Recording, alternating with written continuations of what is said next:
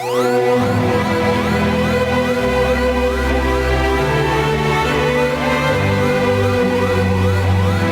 might be familiar with these images.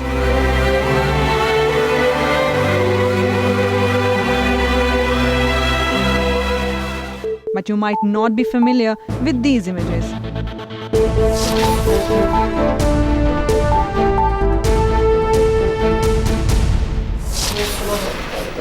Working in a newsroom is the most exciting experience. The entire team has to be on their toes all the time to ensure that up-to-date news reaches the viewers. And this requires round-the-clock dedication and commitment.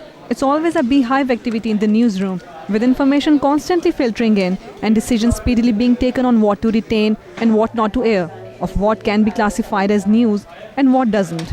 The associate producers act as the hands, eyes and ears of the newsroom through various functions, whether it's coordinating with reporters and DSNGs, handling visuals, monitoring sources around the world, or even making news reports like this one.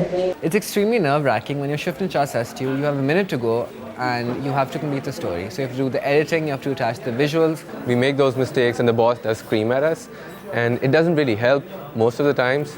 But what happens is, it sends everyone into this mode where they're just frozen into their work. I was supposed to attach the headlines, and instead of attaching the English headlines, I attached the Urdu ones, and I think it was just 2 minutes left for the bulletin to start, and my shift in charge was a lifesaver at that time, obviously, because then he fixed everything. I think probably the best time in a newsroom is after the 9 o'clock bulletin, because the 9 o'clock is the heaviest bulletin, it's the prime time.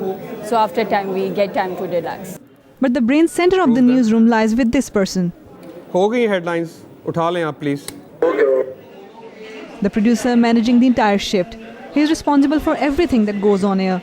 Definitely hard shoes to fill. Responsibility is high. It's not easy. All eyes and ears are on us. So whatever I do, if I make a mistake, it's on the screen. The craziest, it was the long march and the elections, because it was an emergency room over here. We had information from all over Pakistan, and I had it. By the end of it, I slept for a day and a half. Stand by.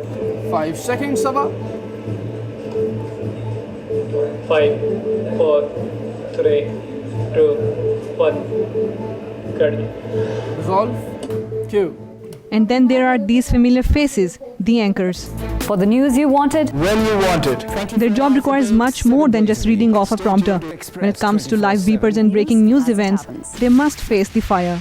As an anchor, I have a very important relationship with the panel producers. They especially use this instruction when we are in a breaking news situation and we have very little information coming out from the spot of the story that's developing. I think one of the challenges of being a news anchor is that you have to be really up to date with all manner of issues, be they national or international, because anything can come, anything can happen anytime.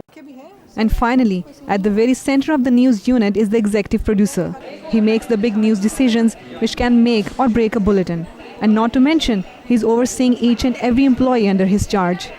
It's the first time I'm heading such a young team, and this is such a lovely team. They are very eager learners, and I'm trying to teach them whatever my experience is.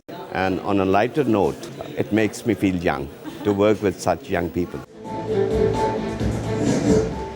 To deal with the erratic nature of everyday news requires passion and commitment that Team Express encapsulates. Our passion and drive is to keep informed 24/7, and the beauty of it is that we get to come back the next day and do it all over again. So the next time you're watching the breaking news or simple news report, don't forget the scores of people who make the news as it happens.